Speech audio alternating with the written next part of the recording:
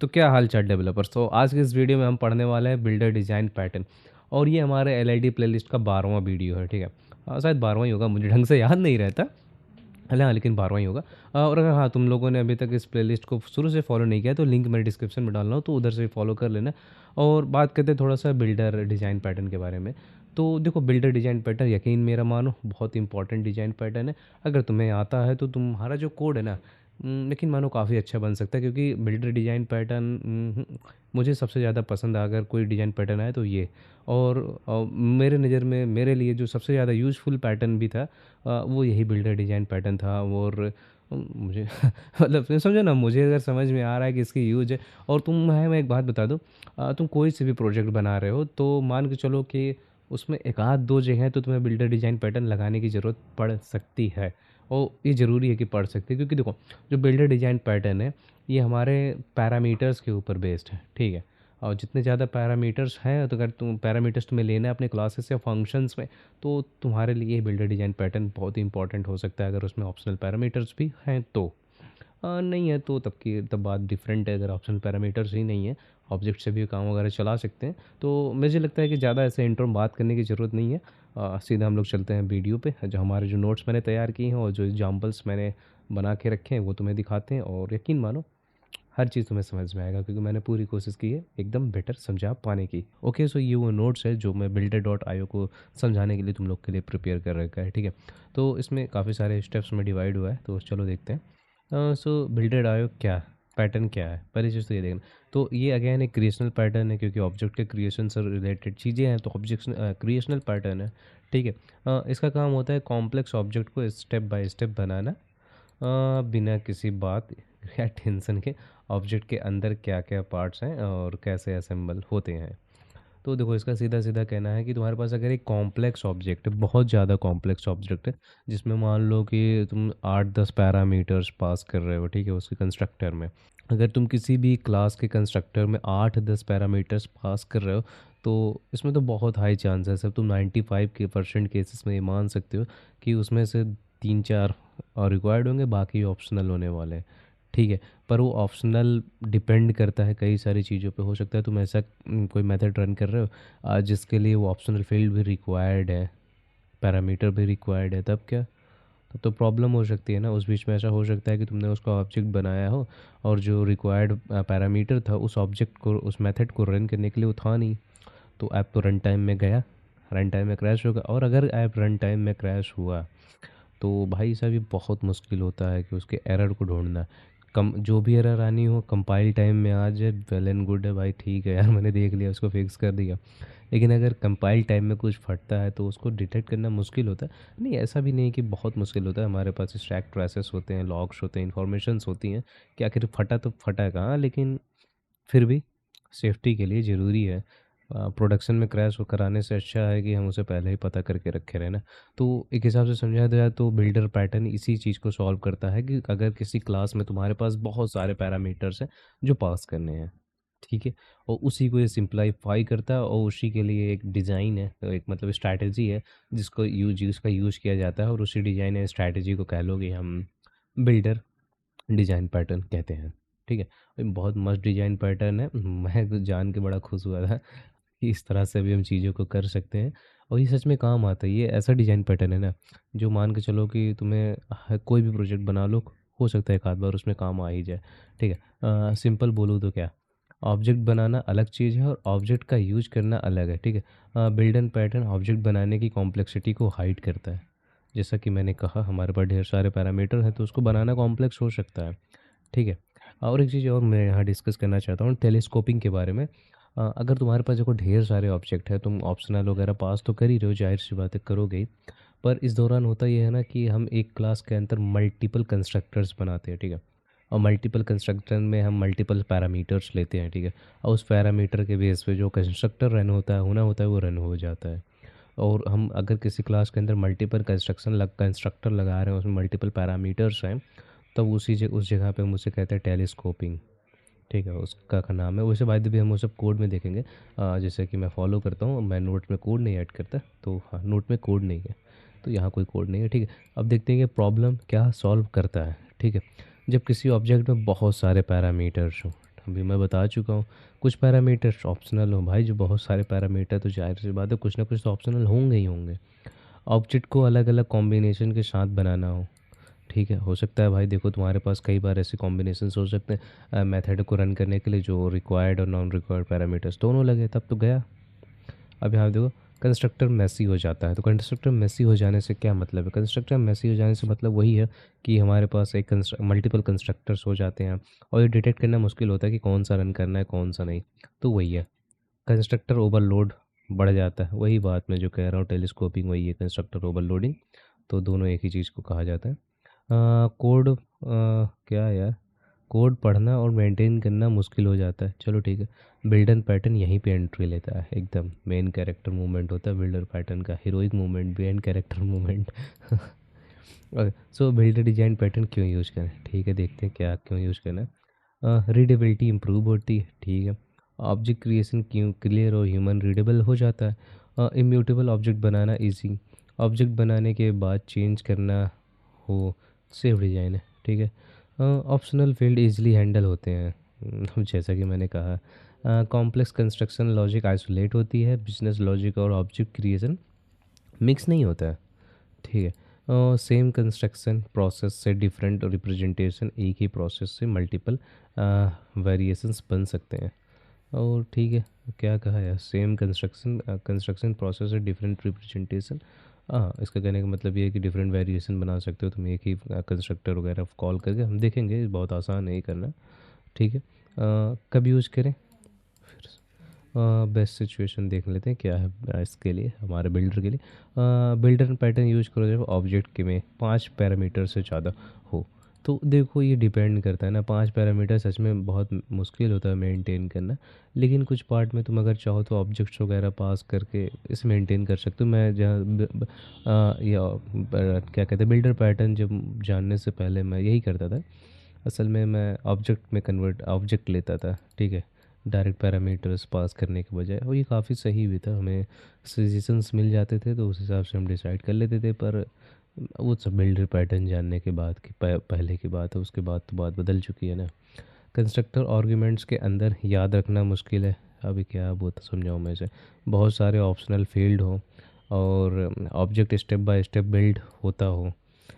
Future में object को structure में चेंज आने के चांसेस हों।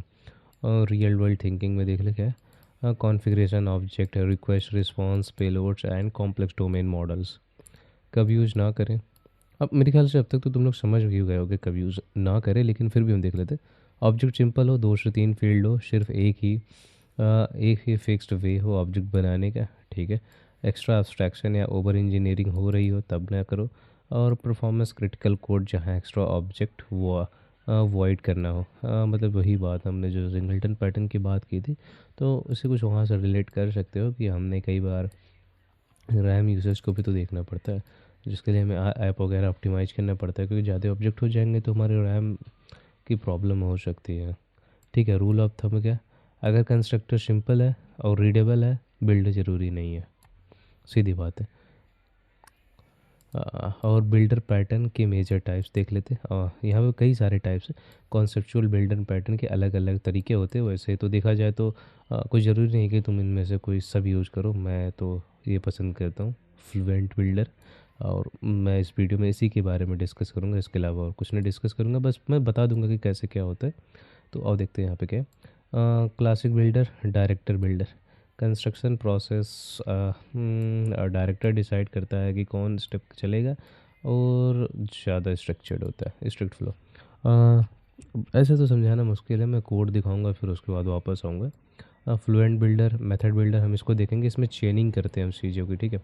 और ज़्यादा रीडेबल और मॉडर्न अप्रोच है, आजकल सबसे ज़्यादा पॉपुलर है। मैं खुद कहाँ पे पॉपुलर है ये, क्योंकि मुझे यही पसंद है और ये ज़्यादा अच्छा भी है। मैं सही बताऊँ तो तुम में से अगर कुछ लोग यूज़ भी करेंगे तो इसको कर सकते हैं, ये तो करेंगे ही करेंगे, क्योंकि ये तो करना ही, यही तो फाउंडेशन है।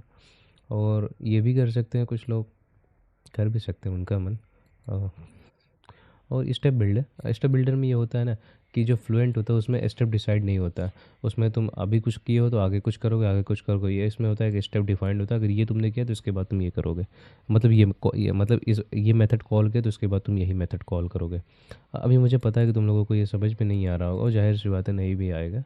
और फिर इम्यूटेबल है, पढ़ लो जान जाओगे क्या है। और ये सब कवर करने की ज़रूरत नहीं है, ठीक है। आओ इधर देखते हैं अब क्या रियल लाइफ एनालॉजी रेस्टोरेंट में बर्गर।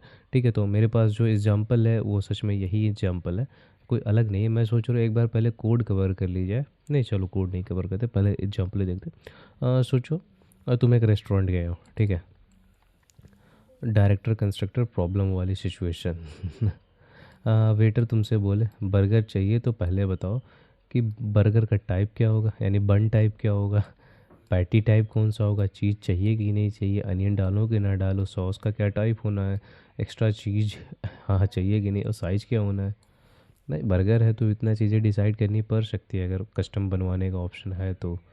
अगर है, या फिर तुम अगर मील ऑर्डर कर रहे हो तो भाई मील में भी बहुत सारी चीज़ें होती है ना, बेवरेज हो गई और उसके बाद क्या क्या होता है मुझे तो खुद नहीं पता। डिप वगैरह भी हो सकता है उसमें, और हो सकता है फ्राइज़ वगैरह हो, मतलब काफ़ी कुछ है। तो उस हिसाब से भी तुम्हें डिसाइड करना पड़ता है। समझो कि एक मील या तो बनवा रहे हो तो वो भी केस आ सकती है, क्योंकि वहाँ पे मल्टीपल चीज़ें हैं। तो उस तरह से रियल लाइफ समझो। तुम कंफ्यूज हो गए, ऑर्डर का सीक्वेंस याद रखना। गलत ऑर्डर कर दिया, मतलब यूँ समझो कि मान लो इसमें बहुत हाई चांसेस ये मिस हो सकता है ना तुमसे, कि उसने चीज़ नो किया था पर गलती से यस हो गया। ऐसा हो सकता है, रियल लाइफ समझो, रियल लाइफ सिचुएशन समझो, कोड की बात नहीं कर रहा हूँ मैं। अगर कोड में तुमने नो कर दिया तो नो रहेगा, जब तक उसे कोई चेंज ना कर दे सेट, तब तक तो नहीं होने वाला। लेकिन रियल लाइफ की बात करें तो रियल लाइफ तो तरह से समझो, ठीक है। सिर्फ चीज़ वाला बर्गर चाहिए था, पर सब बोलना पड़ रहा है। हाँ, ऐसा भी हो सकता है ना कि जैसे तुम्हें मान लो कि सिर्फ क्या चाहिए था, तुम्हें बस ज़्यादा कुछ चाहिए नहीं था, कस्टमर बस सीधा कि मुझे चीज़ और पैटी वगैरह डाल के दे दो। इतना भी तो हो सकता है, मतलब सिंपल बर्गर चाहिए होगा, फिर भी तुम्हें दुनिया भर के पैरामीटर्स पास करने पड़ रहे हैं। ऑप्शनल बना सकते हो, पर ऑप्शनल भी कई जगह तो दिक्कत कर जाते हैं, मैंने बात की। तो यही कंस्ट्रक्टर ओवरलोडिंग हेल हो जाता है, ठीक है। अब यहाँ पे देखते हैं क्या case two builder pattern actual solution अब क्या होता है, और देखते हैं। अब सोचो रेस्टोरेंट में एक बर्गर बिल्डर है, ठीक है। यूँ समझो कि तुम्हारे पास एक बर्गर बिल्डर है। अब तुम उसमें क्या करोगे, जो कि एक्चुअल तरीका होता है, मैंने देखा था अभी मैं कुछ दिन पहले ही मैकडोनल्ड्स में गया हूँ, तब मैं वहाँ देखा हूँ मील वगैरह कैसे बनता है, मतलब कैसे ऑर्डर की जाती है। तो तुम स्टेप बाय स्टेप बोलते हो, ठीक है। बन लो, ठीक है, बता दोगे बन कौन सा लोगे, पहले स्टेप में ये बताए।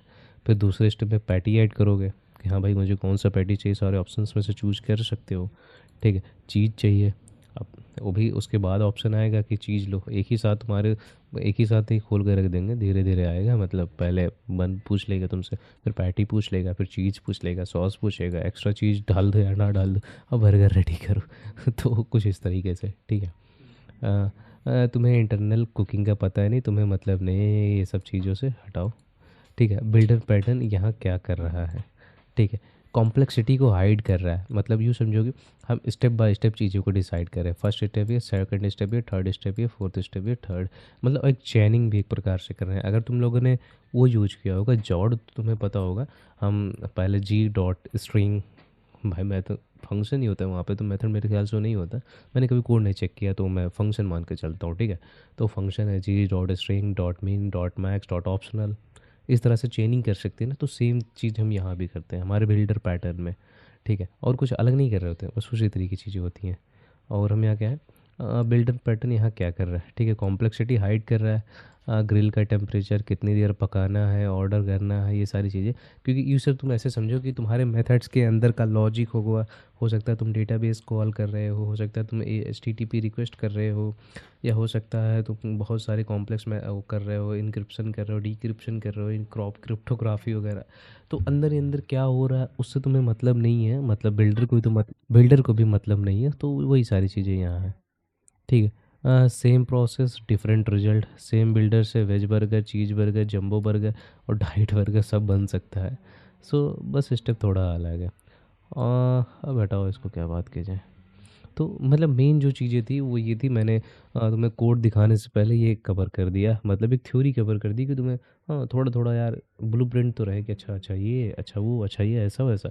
तो ये चीज़ें अब जब एक्चुअल कोड तुम्हें दिखेगी तो सारी चीज़ें तुरंत हिट करेगी, क्योंकि जो कन्फ्यूजन तुम्हारे दिमाग में रह गई होगी 20%, 80% तो क्लियर हो गई होगी बरकत के एग्जाम्पल से, पर 20% रह गई होगी, तो वो अब क्लियर हो जाएगी। ओके, ये रहा कोड। ओके, तो कोड है डिज़ाइन पैटर्न बिल्डर में, दो है फाइल इसके अंदर, एक तो इंडेक्स है, इंडेक्स में तुम्हारा बिल्डर पैटर्न अप्लाइड है, और नॉर्मल में कोई पैटर्न नहीं लगा है। ठीक है, तो हम यहाँ देखते हैं पहला तो काम यहाँ पे क्या है। हमारे पास देखो बर्गर क्लास है, ठीक है, तो यहाँ पे बन टाइप है, पैटी है, चीज़ है, अनियन है, सॉस है, और साइज वगैरह है। ठीक है, अब फिर यहाँ पे हम क्या करें, हम मल्टीपल कंस्ट्रक्टर बना रहे हैं।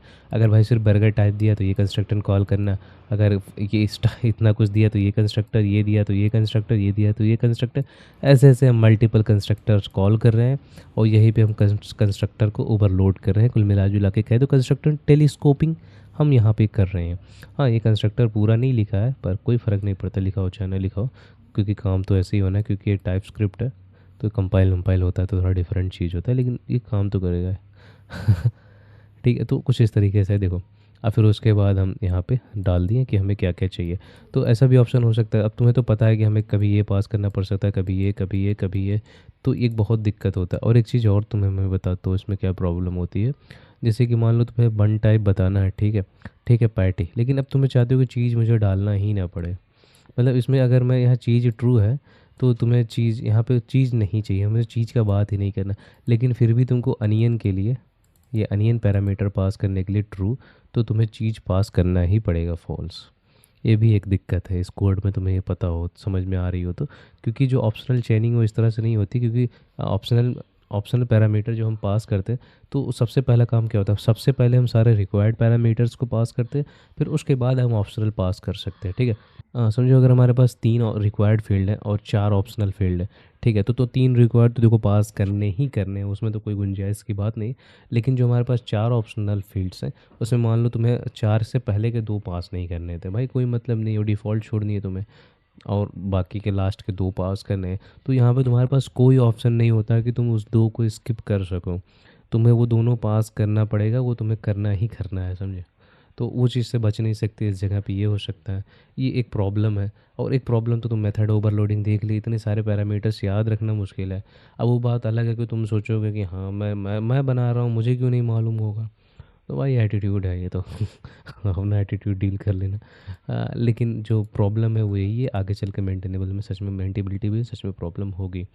बाई इसके अलावा हम एक एग्जांपल देखेंगे जो हम एक्स जियोस रिक्वेस्ट जैसा होता है, वो मैंने नहीं लिखा है, वो हम उसी पे देखने वाले हैं। हमारा जो क्या कहते हैं वो वेबसाइट है, वो मेरा नहीं है, मतलब किसी और का है, एल्गो मास्टर, उस पर भी चेक करेंगे। ठीक है, तो मेरे ख्याल से अगर तुम्हें ये प्रॉब्लम समझ में आ गई होगी कि हम यहाँ किस चीज़ के बारे में बात कर रहे हैं, ठीक, तो ये बात है, हम कुछ इस तरीके से काम करते हैं। यहाँ पे प्रॉब्लम भी, स्टेटमेंट भी तुम्हें समझ में आ गई होगी कि क्या प्रॉब्लम थी। उम्मीद तो करता हूँ आ गई। अब चलो देखते हैं हम इंडेक्स। तो यहाँ पे मेन जादू होता है विद फिल्टर पैटर्न। ठीक है, तो यहाँ पे भी वो सारी चीज़ें देखो, ये सारी चीज़ें प्राइवेट और रीड ओनली लगाना, ये तुम्हारे ऊपर है कि तुम क्या चीज़ प्रोटेक्ट करना चाहते हो एडिट होने से बचाने के लिए, कि बाद में उसे कोई चेंज ना कर सकें। अब तुम्हारे ऊपर है, ये तुम करना चाहते हो कि नहीं चाहते हो। रीड ओनली इसलिए क्योंकि तुम कहीं कोड में ही उसे ओवर राइट ना कर दो, तो ये भी तुम्हारे ऊपर है। लेकिन ये कुछ सेफ्टी चीज़ें हैं जो सेफ गार्ड हैं, तुम्हें लगाने पड़ सकते हैं तुम्हारे यूज केस के हिसाब से। ये totally depends on use case. ये जो प्राइवेट है, रीड ओनली, सेफ गार्ड ही समझो इसे हमारे कोड में। तो सेम चीज़ तो यहाँ भी है। अब यहाँ पे देखो क्या हो रहा है, सेम बात है, कंस्ट्रक्टर बस हमारे पास एक ही है, पर इसमें देखना है तो इसमें हम एक पैरामीटर पास करें जो है बिल्डर, बर्गर बिल्डर। उसे तुम, मैं एक चीज़ बता दूँ, हम लोग अभी तक जितने भी हमने पढ़े हैं, मतलब जितने भी से मेरा मतलब जितने भी पैटर्न पढ़े हैं, सबका लिखने का कुछ ना कुछ कन्वेंशन होता है। तो मैंने जो कन्वेंशन अभी तक जितने भी कोड में लिखी हैं वो सारे कन्वेंशन वही हैं। तो तुम जब भी कभी कोई पैटर्न अप्लाई करना या फिर इंटरव्यू वगैरह में एलएलडी या फिर कोड लिखना है ना, तो पैटर्न वो कन्वेंशन ज़रूर फॉलो करना है। जैसे यहाँ बिल्डर है तो बिल्डर लिखना, और abstract फैक्ट्री वगैरह बना रहे हो तो क्रिएटर होता है, क्रिएटर नहीं, उसमें फैक्ट्री होता है ना, हाँ उसमें फैक्ट्री होता है। मेथड है उसमें क्रिएटर होता है, तो तुम्हें क्रिएटर लिखना, ये इंपॉर्टेंट है। ठीक है, और ऐसे इसको लिखने से इंटरव्यूअर के ऊपर अच्छा इफेक्ट जाता है। और हमने शायद इस बारे में डिस्कस भी किया था, शायद हम जब सॉलिड प्रिंसिपल वगैरह पढ़ रहे थे तब। तो देखना यहाँ पे एक जो ऑप्शन आ रही है, मतलब पैरामीटर हमारा बिल्डर है, बर्गर बिल्डर है। तो इसमें जो हमारे पास सारे ऑप्शन देखो उठाए जा रहे हैं, बर्गर बिल्डर से आ रहे हैं। तो क्या इसका मतलब बर्गर बिल्डर के पास भी वही पैरामीटर है जो हमारे बर्गर के पास है, तभी तो ये कर पा रहा है। तो हाँ, ये बात सच है, ऐसा ही है। ठीक है, अब देखो यहाँ पे एक प्रिपेयर बर्गर नाम का मैंने यहाँ पे मेथड बना रखा है या बनवा रखा कहोगे। मैं जीपीटी का हेल्प लेता हूँ। देखो नोट्स चाहे बनाना हो चाहे कोड लिखना हो, मैं जीपीटी का हेल्प लेता हूँ, ठीक है। पूरी दुनिया लेती है तो तुम भी लेते होगे, मैं भी लेता हूँ, ठीक है। तो देखो ये मैं हमेशा एक्सेप्ट करता हूँ, ठीक है। तो इसमें मैजिक में कुछ छुपाने वाली बात नहीं है। ठीक है, प्रिपेयर वाइट, अब ये कंडीशंस के हिसाब से बर्गर प्रिपेयर करेगा, इसमें मैं ज़्यादा डिस्कस नहीं करना चाहता। जो मेन मुद्दा है हमारा, ये बिल्डर है, ठीक है। तो बिल्डर क्या करना है, ये रीड ओनली भाई, बिना बन के तो बर्गर नहीं बनने वाला, चाहे कुछ भी कर लो। और हाँ, बिना पैटी के भी बर्गर नहीं बनेगा। उसे पैटी भी ऑप्शनल नहीं, उसे पैटी तो ऑप्शनल नहीं होता है, लेकिन खैर हमारे केस में है, होने दो। तो ये देखो यहाँ पे भी कुछ वही पैरामीटर्स है जो हमारे ऊपर है, ठीक है, यहाँ पे। और एक चीज़ तुम यहाँ देख सकते हो, यहाँ पे हमने प्राइवेट नहीं किया है और हम कर भी नहीं सकते यार, क्योंकि हमें इसे यहाँ यूज करना है, ठीक है। इस जगह पे, और हम इसे प्राइवेट कर देंगे तो हम इस तरह से इसको ऑब्जेक्ट्स बना के हम यूज नहीं कर सकते। तो ये एक छोटी सी प्रॉब्लम है जिस वजह से हम इसे यहाँ प्राइवेट या प्रोटेक्ट वगैरह नहीं कर सकते। पर हाँ, इसमें कुछ ऑप्शन है, तुम इसे रीड ओनली कर सकते हो जिससे ये चेंज ना हो सके। तो हाँ, ऐसा ऑप्शन है तुम्हारे पास करने का कि इसे रीड ओनली कर डालो।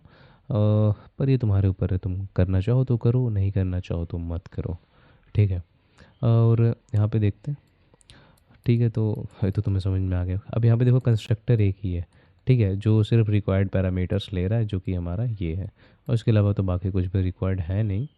अब यहाँ पे हमारे मेथड्स देखो, सारा जो मैजिक होता है मेथड में होता है। अब मेथड क्या कर रहा है, ऐड पैटी है, ठीक है। तो ये पैटी ले रहा है, टाइप स्ट्रिंग बाई, क्योंकि पैटी, अब देखो पैटी का टाइप स्ट्रिंग है, यहाँ पे हो सकता है तुम इनम दे दो, इस तरह से तुम्हारे ऊपर देने का मनो दे देना। अब देखो यहाँ दिस का रेफरेंस लेके तुमने जो इस क्लास का पैटी है, क्योंकि दिस के पास इसी बिल्डर क्लास का रेफरेंस होगा, तो इसी इसका जो ऑब्जेक्ट बनता है उसमें जो ये पैटी टाइप है, उसमें तुम यहाँ से जो टाइप आ रहा है वो पास कर दे रहे हो, और उसके बाद तुम यही दिस रिटर्न कर दे रहे हो। तो दिस रिटर्न करने से क्या हो रहा है कि जब भी तुम ऐड पैटी कॉल कर रहे हो तो होता क्या है उससे, उसे होता यह है कि जो पैटी तुमने पास किया वो पैटी यहाँ पे ऐड हो जाती है, ठीक है। और उसके बाद क्या होता है, उसके बाद जो अपडेटेड बर्गर बिल्डर है वो रिटर्न कर दिया जाता है। तो मतलब इसके बाद जब तुम करोगे, मतलब इस मेथड को रन कर दोगे, तो उसके बाद तुम्हारा जो मिलेगा तुम्हें रिटर्न में, वो ये बर्गर बिल्डर का ही इंस्टेंस मिलेगा। ये मेन चीज़ है, ये तुम्हें याद रखना चाहिए, क्योंकि इसका इम्प्लीमेंट करने का यही तरीका होता है, अपडेट करो और सेम इंस्टेंस को रिटर्न करो, ठीक है। ऐड चीज़ में भी सेम काम हो रहा है, ओके। ऐड अनियन में भी सेम काम हो रहा है, सॉस में भी सेम काम है, साइज में भी सेम टू सेम हो रहा है। और बिल्ड देखो, यहाँ बिल्ड में मेन चीज़ होता है, जब ये एक बिल्ड फंक्शन या मेथड कह लो, वो लगाना ज़रूरी होता है हमारा बिल्डर में। और बिल्डर, ये जो बिल्ड है ये मेन काम करता है, ये आखिरी स्टेप होता है हमारे बिल्डर का। और हम कितनी भी चेनिंग के बाद ये आखिरी चीज़ लगा सकते हैं, जिसका मेन काम क्या होगा, जिसका मेन काम होगा जो बर्गर होता है, बर्गर को रिटर्न करेगा। ये हमारे पास बर्गर का इंस्टेंस देगा, ये हमें बिल्डर का इंस्टेंस नहीं देगा, ये बर्गर का इंस्टेंस देगा ताकि हम अब बर्गर बना सकें।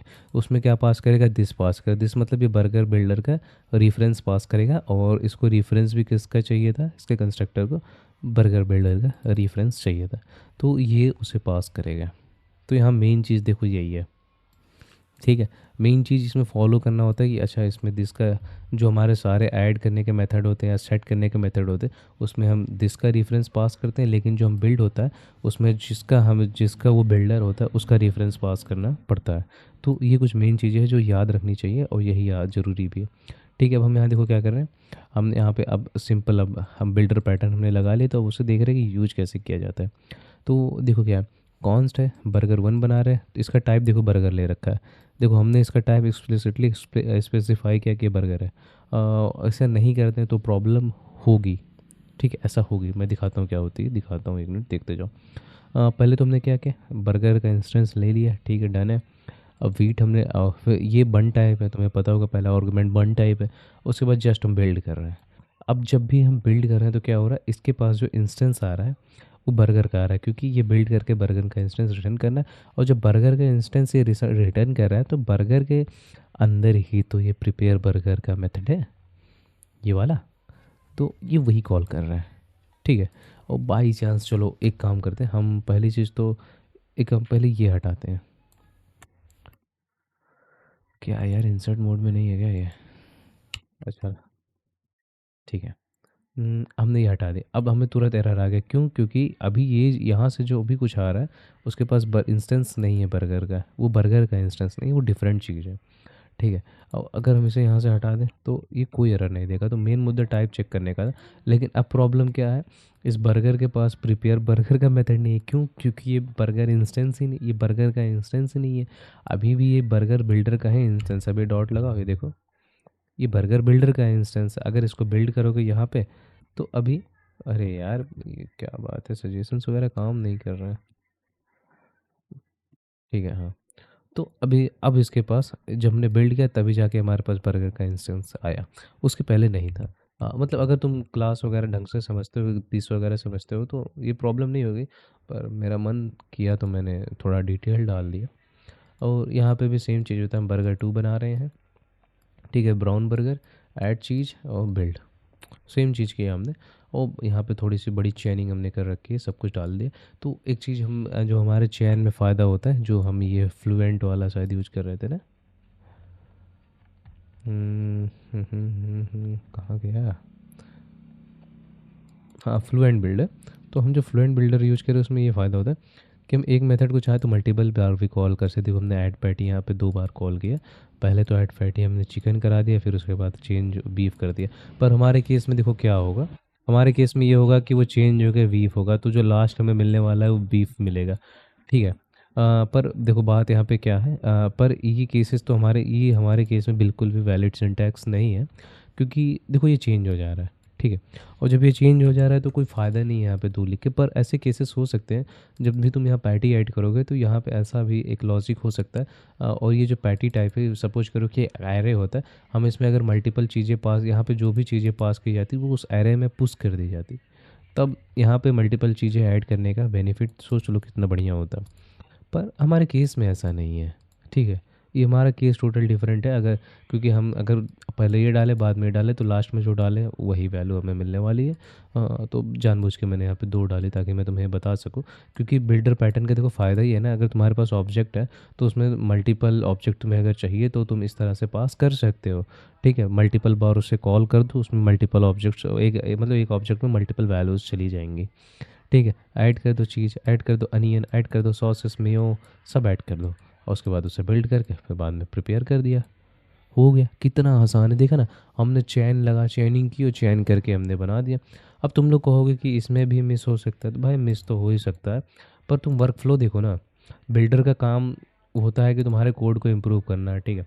कोई भी डिज़ाइन पैटर्न का काम होता है बस तुम्हारे कोड की रीडेबिलिटी और स्केलेबिलिटी को इम्प्रूव करना है। उसका मतलब ये नहीं होता है कि तुम एल सिफ नहीं लगा सकते, अब एल सिफ नहीं लगाना पड़ेगा, एल सिफ से छुटकारा मिल जाएगा। ऐसा कुछ भी नहीं होता। तुम बड़े बड़े कोड देख लो, जो तुम कोड सुनते हो, हाई सिक्योरिटी कोड है, उसको ब्रेक करना मुश्किल है, ये मुश्किल है, वो मुश्किल है। भाई एल सिफ हर जगह होते हैं, पर बात ये थी कोड में इंक्रिप्शन भी होती है ना।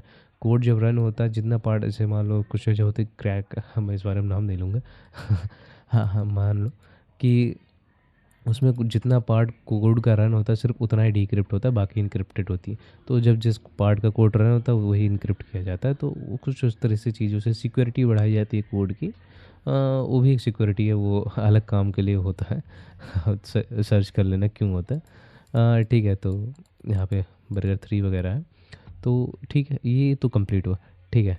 अब बात आती है हमारे नोट्स में जो कुछ चीज़ें थी इसमें, इसमें हमने फ्लुएंट तो देख लिया। अब डायरेक्टर देखते हैं क्या होते हैं। ठीक है। मैं तुम्हें ओरली बताता हूँ डायरेक्टर क्या होता है। डायरेक्टर में काम होता है कि हमारा जो बिल्डर मेथड है इसमें कुछ मेथड और इंक्लूड करते हैं। ठीक है। और इंक्लूड करते हैं, वो एक प्री डिफाइंड मेथड होती है। जैसे कि तुम मान लो तुम्हें चाहिए था, जैसे यहाँ पे पैटी है, चिकन पैटी है और चीज़ है। ठीक है। तो तुम यहाँ पे एक मेथड बनाओगे, chicken patty cheese burger. Suppose करो तुम इस यहाँ पे ही एक मेथड बनाते हो, और इधर ही चिकन पैटी चीज़ बर्गर, मैं पूरा लिखने को वाला नहीं हूँ। तो चिकन पैटी चीज़ बर्गर तुमने मान लो एक मेथड बनाया, और उसके अंदर तुमने सारी जो वैल्यूज़ रिक्वायर्ड होती हैं एक चिकन पैटी चीज़ बर्गर बनाने के लिए, वो फोर्स करके रिक्वायर्ड करके मांग ली है। ठीक है। फ़ोर्स करके रिक्वायर्ड करके माँग लिए।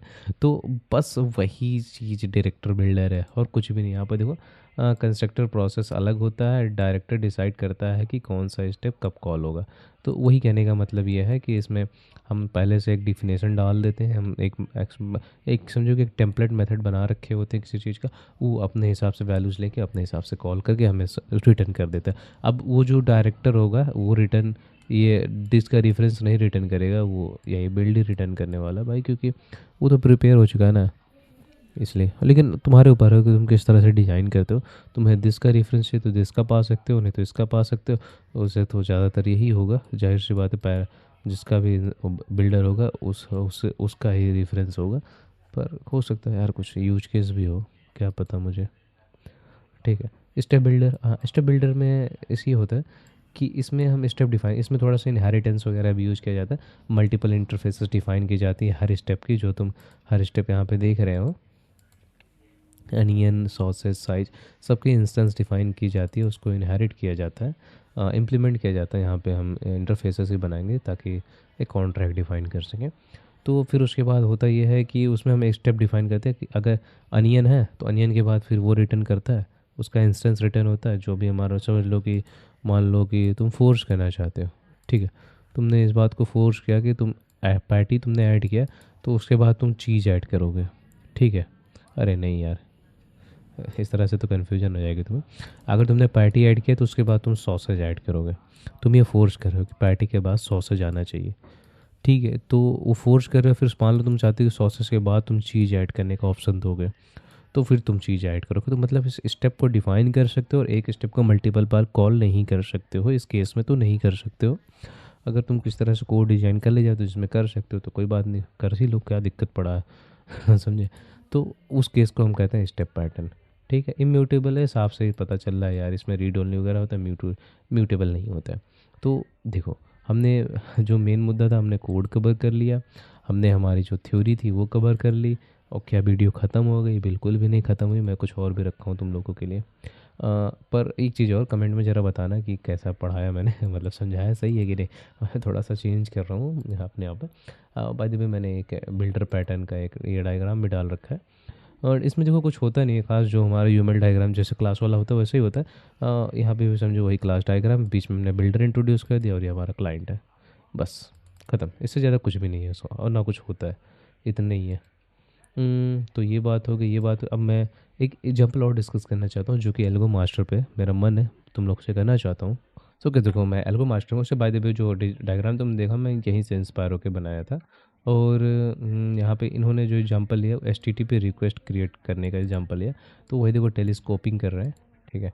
तो यहाँ कुछ प्राइवेट वगैरह है मेथड, और उसके बाद हम कंस्ट्रक्टर ओवरलोडिंग कर रहे हैं, वही टेलीस्कोपिंग कर रहे हैं। और इसे तो हमें कॉल करने की ज़रूरत नहीं पड़ती है, क्योंकि जब हम इसको यहाँ पे कॉल करते हैं तो वो एक ही चीज़ होती है, समझे। तो वहाँ पे इसे कॉल करने की ज़रूरत नहीं। बाय द वे ऐसे अगर तुम सी प्लस प्लस में नहीं कन्वर्ट करेंगे, जाने दो, ठीक है। तो फिर क्लाइंट कोड तो हमने ये देख रखा है क्या ही होता है। हमें यूआरएल पास करना पड़ता है, पोस्ट वगैरह, फिर उसके बाद हाँ यही मैं तुमसे कहना चाह रहा था। देखो कि जैसे कि हमने यहाँ पे एक रिक्वेस्ट करी, हमें यूआरएल तो पास करना ही था, चलो मेथड भी पास कर दिया, बाय डिफ़ॉल्ट हो सकता है गेट होता।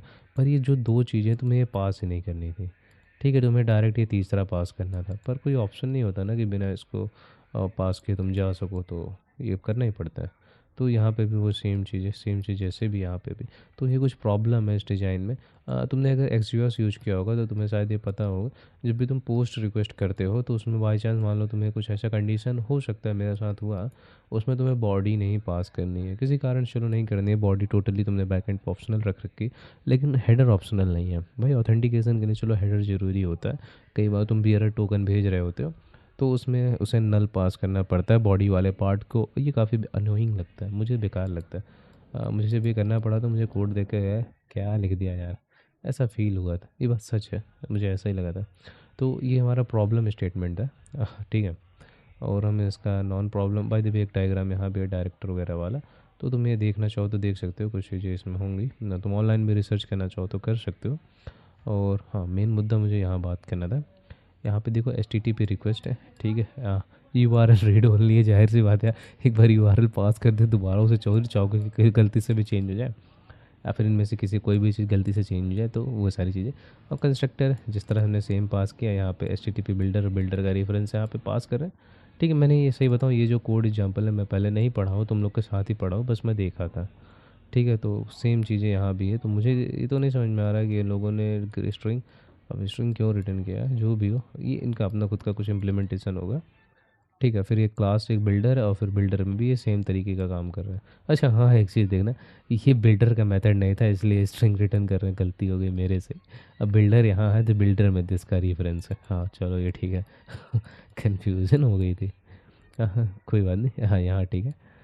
मेथड ठीक है, तो यहाँ पे भी देखो सेम काम करें, बस मैं तुम्हें थोड़ा वेरिएशन दिखाना चाहता था एग्जांपल के, इसलिए यहाँ ले आया। बाकी ये देखो बिल्ड, जिसका रेफरेंस है पास किया जा रहा है।